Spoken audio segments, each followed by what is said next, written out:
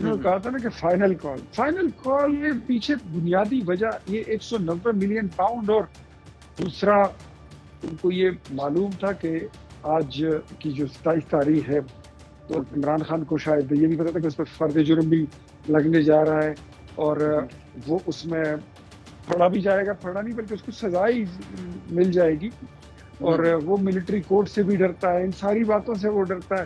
تو اس نے کہا کہ بس اب مارو مر جاؤ، ڈو اور ڈائی، میزائل بم پھوڑ دو، قتل مقاتلے خون بہا دو، لیکن مجھے نکالو کسی طریقے سے. سر میں اب یہ حیران ہوں کہ جی فائنل کال کے فلاپ ہونے کے بعد اب عمران خان کیا کرے گا؟ بالکل اب وہ رستے بھی بند ہو گئے جو پہلے تھے. سر میں ایک چیز یہاں پوچھنا جو آپ سے چاہ رہا ہوں وہ یہ چاہ رہا ہوں، آپ خود کے پی کے سے ہیں سر، یہ لیڈران کے پی کے سے نوجوانوں کو تو لے آتے ہیں ورگلا کے، ان کو کوئی انقلاب کی باتیں سنا کے اور ان کو کوئی خان دکھانے کے لیے کے پی کے سے تو لے آتے ہیں، لیکن پھر یہ ان کو چھوڑ جاتے ہیں. تو یہ کب تک ایسے ہی جاری رہے گا؟ دیکھیے، ایک تو آپ نے سوال کیا تھا اس سے پہلے کہ علی امین کو یہ ڈیل تھی یا کیا تھی جو راستہ دیا گیا ہے، وہ بھاگنے میں بڑے تیز ہیں، بھاگنے میں، فرار ہونے میں یہ مسٹر انڈیا سے بھی زیادہ تیز ہیں، یہ اسپائڈر مین سے بھی زیادہ سپیڈ سے جاتے ہیں.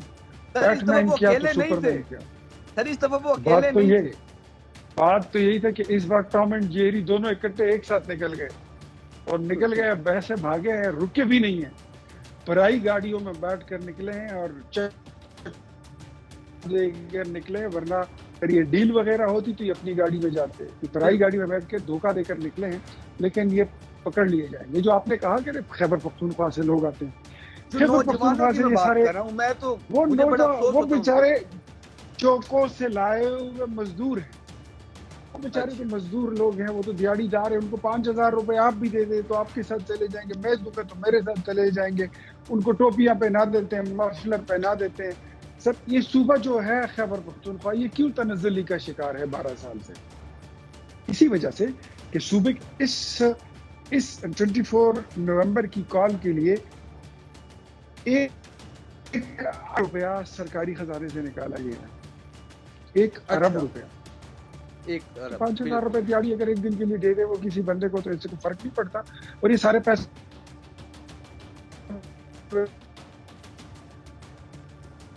حاجر بہت زیادہ ہیں افغان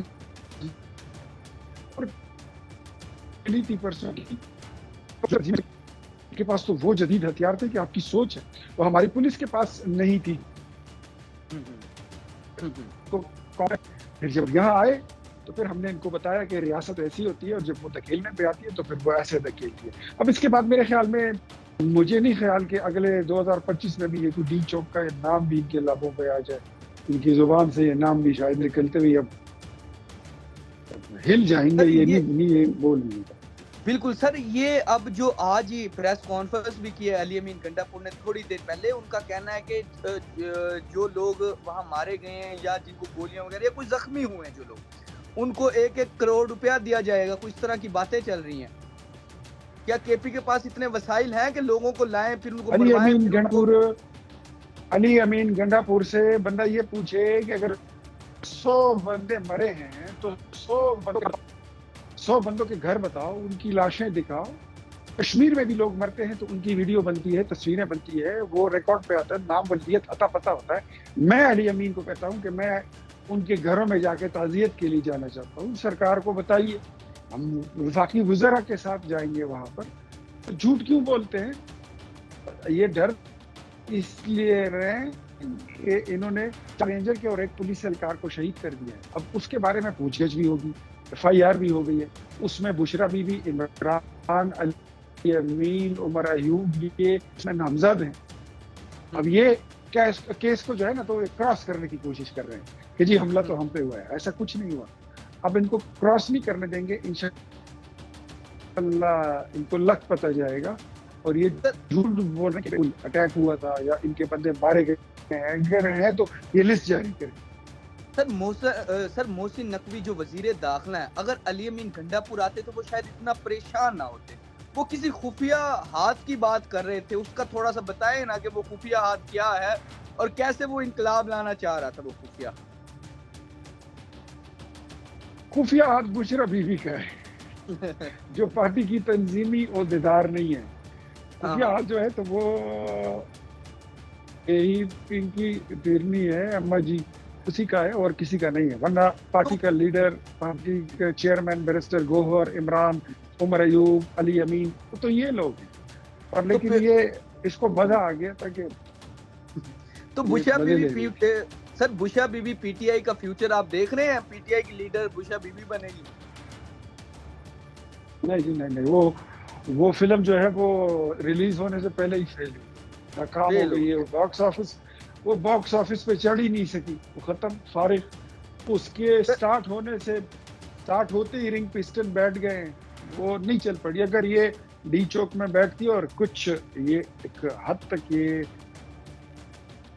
कामयाब हो जाती मुतालिबात पॉलिटिकली मनवाने में हुकूमत से, या कोई बड़ा इनको कवरेज मिलता कि ये वहाँ पे डेरा जमात दिया लगाते हफ्ता 10 दिनों का, तो शायद फिर कुछ और बात होती। लेकिन अब तो मेरे ख्याल में ये फिल्म रिलीज करने से पहले फेल हो गई, ये बॉक्स ऑफिस पे चढ़ी नहीं, खत्म। तो सर पहले तो कह रहे थे शायद कोई डील हो जाए जब ये रास्ते में थी, तो अब तो इन्होंने सारे रास्ते बंद कर दिए। अब इमरान खान का तो अब क्या फ्यूचर देख रहे हैं? देखिए, जो इनके साथ हमारे मुज़ाकरात हो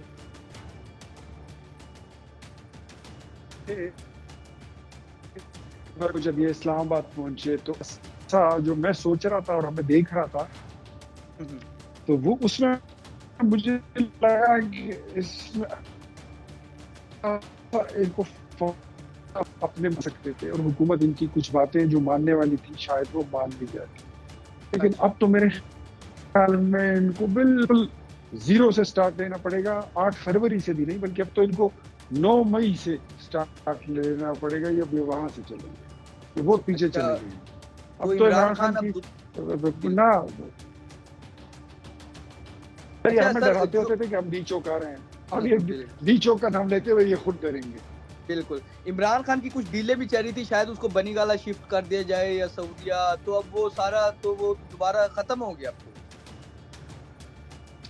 जी देखो, वो सारी चीजें तो तब भी हो ना जब आपकी एक अंडरस्टैंडिंग हो, जब आप हुकूमत के साथ तावन करते हैं। आप ऐसे नाजुक मौके पर, जब बेलारूस के प्रेसिडेंट आए हुए हैं, तो वहाँ पर आप एक माहौल जो है तो उसको ख़राब न करने का आप उसका वादा करें, कोशिश करें। लेकिन अगर आप ऐसे करेंगे तो फिर आपके साथ बात कौन करेगा? कोई नहीं करेगा। फिर आपकी बात मानेगा कौन? कोई भी नहीं मानेगा। बस अब तो अली अमीन ने कह दिया कि तहरीक जारी रहेगी, घरों में छुप कर, घरों में बैठकर और रज़ाइयों में छुप कर। सर्दी का मौसम है, बस उधर ही से फायरिंग करते रहो और तहरीक चलाते रहो।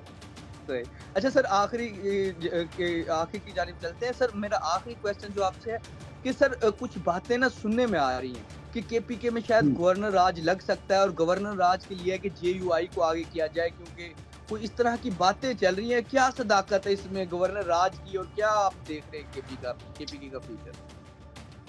अच्छा, गवर्नर राज जो है तो इस बारे में मुस्लिम लीग नून और पीपल्स पार्टी दोनों इत्तेहादी जमातें जो हैं तो वो यही कहती थी कि ये आखिरी ऑप्शन होगा और ये आखिरी ऑप्शन होना चाहिए। हम जमहूरी कुव्वतों को टाइम देना चाहते हैं, जिस तरह 2013 में नवाज शरीफ ने इनको, वही हमारी आगे चले गए। और ऐसे लोगों को जमहूरी समझना मेरे ख्याल में ये बड़ी गलती है। और उस वक्त किसी को पता नहीं था कि ये एक सिविल मलेशिया बन जाएगी, या एक दहशतगर्द तंजीम, या एक दहशतगर्द जमात बन जाएगी। तो पहले तो ये बात थी कि हम इनको पॉलिटिकली डील कर रहे थे। लेकिन अब अगर हम ये देखें कि खैबर पख्तूनख्वा जो हमारे पाकिस्तान का एक इंटीग्रल पार्ट है, सूबा है, वो हमसे खुदा न ख्वास्ता ऐसे इर्रिस्पॉन्सिबल और गैर जिम्मेदार हाथों में अगर हो, और वो इस मुल्क से खुदा न ख्वास्ता हम उसको खो दें या उसको कैंसर लग जाए, तो मेरे ख्याल में फिर ऐसे हालात में गवर्नर रूल का सोचना ये जो है तो ये कोई अब नई बात या अचंभे की बात नहीं है। ये आईन में मौजूद है और इसकी ज़रूरत अब महसूस की जा रही है। बिल्कुल सर। جی تو ناظرین آپ لوگوں نے جانا کہ گورنر راج کی بھی اب باتیں کے پی کے میں چل رہی ہیں اور اب بلکہ یہ میچور بھی ہو رہی ہیں اب یہ باتیں. پہلے تو شاید یہ باتیں لگتی تھی لیکن اب یہ میچورٹی کی طرف جا رہی ہیں. تو اختیار ولی صاحب نے ہمیں بے شمار چیزوں پہ بتایا کہ جو صورتحال اس ٹائم اسلام آباد میں وہاں کیا صورتحال ہے اور کے پی کے کی کیا صورتحال ہے. فی الحال کے لیے نیا دور سے معمر قذافی کو اور اختیار ولی صاحب کو اجازت دیجیے. خدا حافظ.